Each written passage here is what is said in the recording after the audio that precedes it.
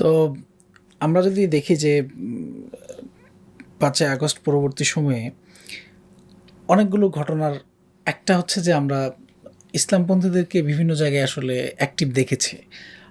বিশেষ করে ফেসিস্টদেরকে দমায়ে দেওয়ার জন্য অনেকগুলো কাজে কিন্তু ইভেন্টে কিন্তু তারা ছিল।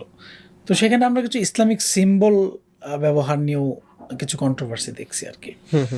সেখানে কেউ কেউ বলার চেষ্টা করছিল যে অনেক জঙ্গি যারা জেলে ছিল তারা বের হয়ে আসছে, দেশের অনেক বড় ক্ষতি হবে। তারপর হচ্ছে কেউ কেউ দেখা গেল যে বিভিন্ন ধরনের পতাকা, তারপর হচ্ছে লিখিত প্লে কার্ড, ফেস্টুন নিয়ে রাস্তায় ছিল। এগুলো নিয়ে আবার ইসলামপন্থীদের মধ্যে অনেক ধরনের মিশ্র প্রতিক্রিয়া ছিল।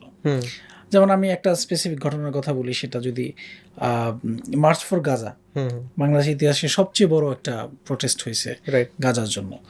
তো সেখানেও দেখলাম যে যখন বলা হলো যে ইসলামের মানে বিভিন্ন ধরনের যে কালেমার পতাকা, বিশেষ করে সাদা কালো পতাকা যেন না ওড়ানো হয়, যেন আপনার নিরুৎসাহিত করা হয়েছে। অথবা বিশেষ করে স্পেসিফিকলি জামাতের মানে একটা প্রোগ্রামে জামাতের আমির সাহেব উনি বললেন যে জামাতের পতাকা এবং বাংলাদেশের পতাকা ছাড়া অন্য কোনো পতাকা থাকবে না, সেটা ইসলাম কালেমার পতাকা না হোক। আমরা দেখলাম যে একটা গোষ্ঠী যারা অনলাইনে এটাকে মানে কালেমার পতাকার অবমাননা হিসেবে চিহ্নিত করছিল। তো এই যে কালেমার পতাকা আসলে কোনটা? আপনার শিক্ষা প্রতিষ্ঠানের ম্যানেজমেন্ট করে ফেলুন সম্পূর্ণ ডিজিটালাইজড। ব্যবহার করুন তালিমি ক্লাউড স্কুল বা মাদ্রাসা ম্যানেজমেন্ট সফটওয়্যার। সফটওয়্যারটি সম্পূর্ণ ফ্রি ট্রায়াল নিতে এখনই কিউআর কোড স্ক্যান করুন বা কমেন্টে দেওয়া লিঙ্কের ফর্মটি ফিল আপ করুন। বা ইসলামের কোনটা স্পেসিফিক ইসলামকে রিপ্রেজেন্ট করে, এটার সংজ্ঞানটা আসলে কি করে, বা এটার পিছনের রাজনীতিটা কি? এখানে একটা বিষয় দেখেন, মানে প্রথম কথা হচ্ছে যে ইসলামের আসলে মানে স্পেসিফিক কেউ যদি দাবি করে যে এটা ইসলামের পতাকা, এইটা আসলে কোনো কথা হইতে পারে না, ঠিক আছে? কারণ আপনি যদি ওইটা বলেন যে ওই পতাকাটাই ইসলামের পতাকা, তাইলে হচ্ছে আপনার এই যে 1400 বছরের যে ইসলামের যে সিলসিলা এবং ইসলামী যে সাম্রাজ্যগুলো ছিল এবং ইসলামী শাসন যতগুলো ছিল, এইগুলোকে আপনি ডিলেজিটিমাইজ করতেছেন। তাদের পতাকা তো আর ওইরকম ছিল না।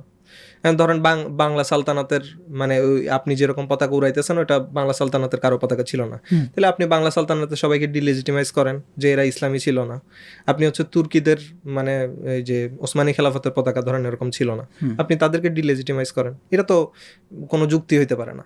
আমি প্রেফার নাই করতে পারি, ঠিক আছে? ধরেন আমি আমি আমি ইভেন এটাও দেখছি যে কেউ কেউ বলছে আচ্ছা ঠিক আছে সবুজ পতাকা নিয়ে আসেন, সবুজের মধ্যে কালেমা লিখে সবুজ পতাকা নিয়ে আসেন, সমস্যা কি? না, সেটা তারা আনবে না। তারা ওই ধরেন ওই সাদা অথবা কালো পতাকাই আনবে। তাইলে যখন আপনি কোনো একটা পজিশনে রিজিড হয়ে থাকতেছেন যে আমি এটাই করব, তাইলে তখন তো আপনি এটা সন্দেহের উদ্রেক করেন যে আপনার উদ্দেশ্য কি, তাই না? যে আপনি, আমার কথা হচ্ছে সিম্বলিজম অনেকভাবে করা যায়, ঠিক আছে? ইসলামকে সিম্বলিজম করতে গেলে, যেমন আমাদের কিছুদিন আগে একটা মানে ছোট ভাইদের একটা প্রোগ্রাম হয়েছে, ওরা মানে আরাকানের জন্য একটা প্রোগ্রাম করছে, ওরা ফ্রি মানে ওই যে আরাকানের ফ্ল্যাগ বানায় ওরা ইয়া করতেছে এবং টি শার্ট বানায় ইয়া করতেছে। তো সিম্বলিজম ওইভাবেও করা যায়, ঠিক আছে? অনেক রকম সিম্বলিজম আছে। কিন্তু আপনি রিজিড ওয়েতে যখন দুই একটা পতাকা এবং বিশেষ করে কোনো একটা যদি একটা গোষ্ঠীর সাথে ওই পতাকার যদি মিল থাকে, এবং আমরা যদি আশঙ্কার জায়গা থেকে এটা বলি যে আপনি ইসলামপন্থীদেরকে রিপ্রেজেন্ট করতেছেন, এখন বিদেশি শক্তিগুলা বা বিভিন্ন পশ্চিমা শক্তিগুলোরও ওত পেতে আছে যে কোনোভাবে বাংলাদেশে মানে জঙ্গিবাদের উত্থান ঘটতেছে, এরকম কিছু প্রমাণ করা যায় কিনা। সেই জায়গা থেকে, সেই কনসার্ন থেকে কেউ যদি বলে যে আপনার দরকার নাই এই পতাকা ইয়া করেন, আপনি অন্য কালার ইয়া করেন, সমস্যা নাই, ঠিক আছে, অন্য টাইপের কোনো সিম্বলিজম করেন, অন্য পতাকা নিয়ে আসেন, সেইটাকে যদি আপনি ক্রিমিনালাইজ করেন এবং সেটাকে যদি আপনি বলেন যে মানে এরা দালাল, ঠিক আছে, এটা কালেমার পতাকার অপমাননা করতেছে, তাহলে তো আপনার মাথায় বুদ্ধি নাই। তাহলে তো আপনি হয় আপনি বুঝেন না, হয় আপনার মাথায় ওই বুদ্ধিটা অতটুকু ঢুকতেছে না যে এটা কল্যাণকামিতা, অথবা আপনার মধ্যে সমস্যা আছে, আপনার চিন্তাধারায় সমস্যা আছে, বা আপনি অ্যাকচুয়ালি এটাকে ইচ্ছা করে কোনো একটা মানে কিছু একটা উস্কানি দিতে চাচ্ছেন, যে কোনো একটা, ঠিক আছে? তো এই ইসলামপন্থী সংগঠনগুলোর মধ্যে নানান ভাগ আছে। বিশেষ করে আপনি তো এই ক্যাচালগুলো সম্পর্কে ভালোই জানেন। তো এখন আমরা যেটা দেখি যে বাংলাদেশে একটা গোষ্ঠী মনে করে যে বাংলাদেশে কোনো ধরনের জঙ্গিবাদ নাই, আসলে জঙ্গি বলতে কিছু নাই। তা আপনার কি মনে হয় আসলে কি জঙ্গি বাংলাদেশে আছে? ধরেন মানে প্রথম কথা হচ্ছে আমি আসলে মানে সবসময় মানে বাংলাদেশে যেহেতু মানে জঙ্গিবাদের নামে যে মুসলিমদেরকে ডিহিউম্যানাইজ করা হয়েছে একটা দীর্ঘ সময় ধরে, এবং মুসলিমদেরকে আয়নাঘরে পাঠানো হয়েছে, ক্র্যাকডাউন চালানো হয়েছে সারা দেশে, এবং এটার শিকার সব রকম ইসলামপন্থীরাই হয়েছে। তো এই জন্য আমি আসলে মানে ডিরেক্টলি এই ব্যাপারটা মানে এইভাবে বলতে চাই না যে আছে নাই, ঠিক আছে। কিন্তু আপনি দেখেন মানে সর্বশেষ যে জঙ্গি হামলা হইলো কবে হইলো? 2014 সালে হয়েছে হলি আর্টিজানে, ঠিক আছে। 2014 সাল থেকে এখন কত? 25 সাল, 10-11 বছর।